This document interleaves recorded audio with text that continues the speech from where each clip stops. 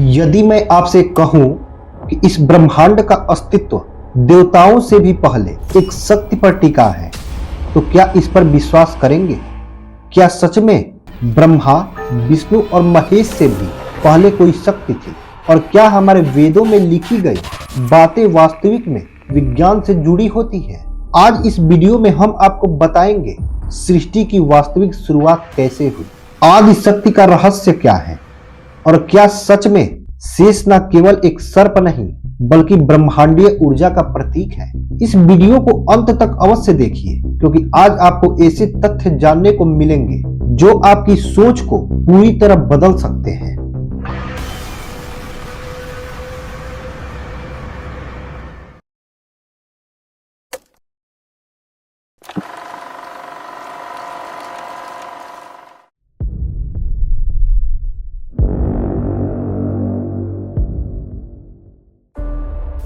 पौराणिक आख्यानों के अनुसार सृष्टि के प्रारंभ काल में एक बहुत ही अद्भुत घटना घटित हुई। जब इस चर अचल जगत का विस्तार नहीं हुआ था, तब सर्वशक्तिमान भगवान श्री हरि और ब्रह्मा जी प्रकट हुए।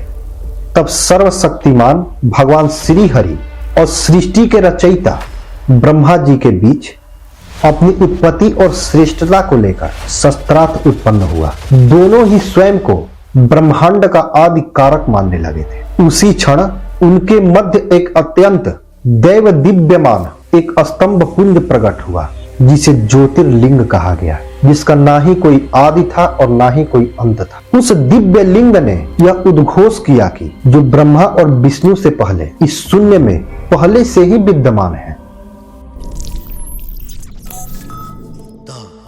लेकिन यह कथा यहीं समाप्त नहीं होती। इसका आध्यात्मिक रहस्य इससे भी गहरा है। एक समय देवलोक में देवताओं का सभा लगा हुआ था। उसी सभा के बीच देवाधिदेव महादेव को सभी देवता स्तुति करके बुलाने लगे और उन्हें अजन्मा कहने लगे। तभी भगवान शंकर ने मन ही मन मुस्कुराते हुए उन्होंने यह कहा कि इस अनंत ब्रह्मांड में कोई ऐसी पराशक्ति है जो हमसे भी परे है, और वही शक्ति समस्त ऊर्जा और चेतना का मूल आधार है।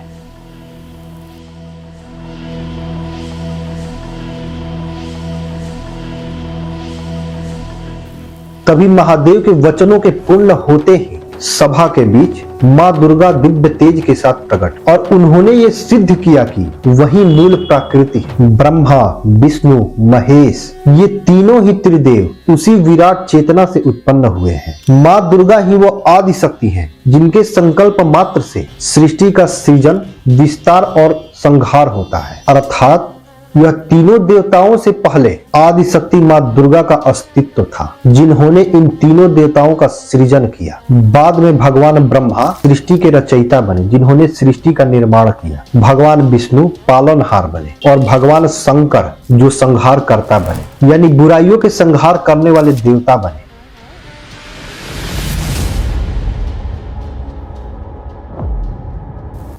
आज के इस भौतिकवादी युग में जहां मनुष्य उसी पर विश्वास करता है जो अपनी आंखों से देखता है, जहां सत्य और असत्य का अंतर धीरे धीरे धुंधला दिखाई पड़ने लगता है, लेकिन हम अपने अस्तित्व की गहराइयों में उतरे तो हमें पता चलेगा कि हम मांस और हड्डियों के एक टुकड़े मात्र नहीं बल्कि एक ऊर्जा के पुंज भी हैं।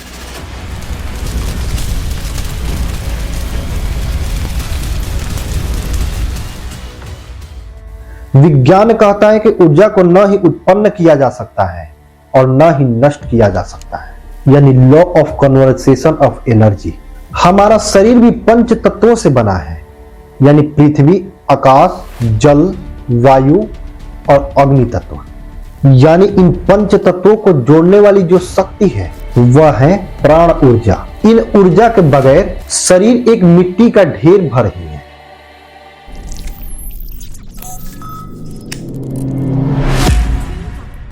कहते हैं चंद्रमा का अपना प्रकाश नहीं होता, वह सूर्य के प्रकाश से प्रकाशित होता है। विज्ञान के अनुसार सूर्य अपनी नाभिकीय संलयन यानी नेचर फंक्शन से प्राप्त करती है, जहां हाइड्रोजन परमाणु मिलकर हीलियम बनाते हैं। लेकिन प्रश्न यह है कि इन परमाणुओं को गति किसने दी?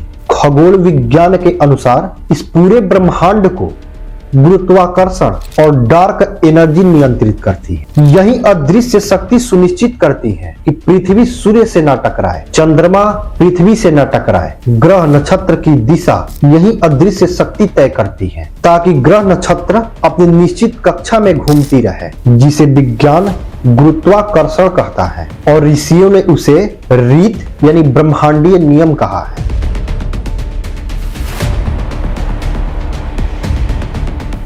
हजारों वर्षों पहले जब टेलीस्कोप नहीं थे, तब भी हमारे ऋषि महर्षियों ने ग्रहों की गति, ग्रहण का समय और नक्षत्रों की स्थिति सटीक वर्णन किया था। यह कोई चमत्कार नहीं था, बल्कि खगोल गणित का परिणाम था। उन्होंने यह समझ लिया था कि ब्रह्मांड में कुछ भी स्थिर नहीं है। पृथ्वी अपनी धुरी पर घूमती है और सूर्य के चारों तरफ चक्कर लगाती है। इस विचार का संकेत महान गणितज्ञ आर्यभट्ट ने वर्षों पहले बता दिया था। वेदों में सूर्य को जगतः तस्थुस्रव कहा गया है, यानी संपूर्ण चर अचर जगत की आत्मा।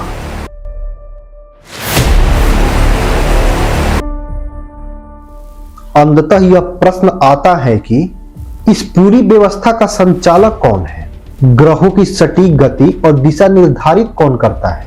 विज्ञान इसे बिग बैंग के पीछे की अज्ञात शक्ति कहता है और धर्म इसे आदि शक्ति और महादेव की दिव्य चेतना मानता है। चाहे हम उसे गुरुत्वाकर्षण कहे या ईश्वरीय सत्ता, सत्य यही है कि एक अत्यंत सूक्ष्म और बुद्धिमान ऊर्जा इस पूरे ब्रह्मांड को संचालित करता है।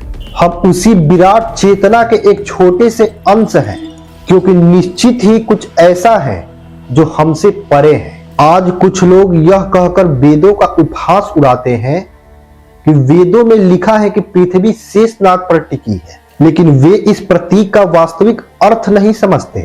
आज विज्ञान कहता है कि पृथ्वी गुरुत्वाकर्षण और चुंबकीय शक्ति के संतुलन से अंतरिक्ष में स्थिर है। वेदों में जिस शेषनाग का उल्लेख है, उसका वास्तविक अर्थ होता है ऊर्जा, यानी पृथ्वी और ब्रह्मांड के सभी ग्रह नक्षत्र उसी ऊर्जा से संतुलन है।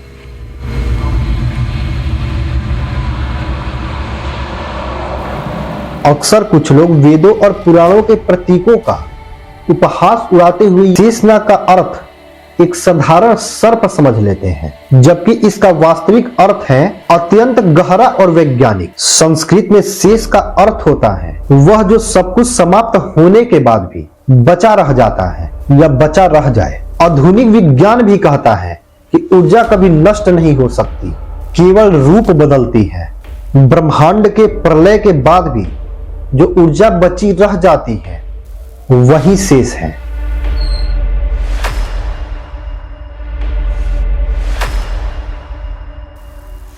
पुराणों में कहा गया है कि पृथ्वी शेषनाग के फन पर टिकी है।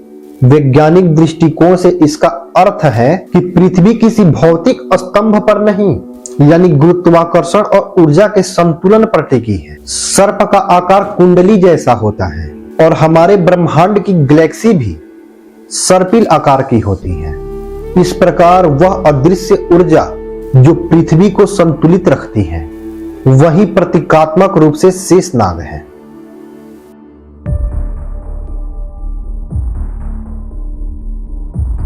पृथ्वी के केंद्र में पिघलता हुआ लोहा है जो एक विशाल चुंबकीय क्षेत्र बनाता है। यही चुंबकीय क्षेत्र हमें घातक सूर्य की किरणों से बचाता है। जब वैज्ञानिक इस ब्रह्मांड की सूक्ष्म गणितीय सटीकता को देखते हैं कि कैसे हर ग्रह एक निश्चित दिशा और निश्चित गति में घूमता है, तो वह यह मानने पर विवश हो जाते हैं कि इसके पीछे कोई उच्च बुद्धिमत्ता कार्य कर रही है, जिसे आज का वैज्ञानिक ग्रेविटेशनल फोर्स या डार्क मैटर कहता है, जिसे हजारों वर्षों पहले हमारे ऋषियों ने अनंत शेष कहा है।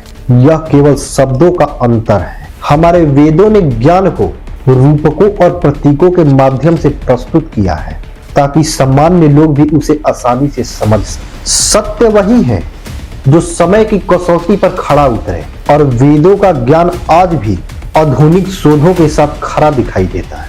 यानी समय के कसौटी पर खड़ा उतरता है।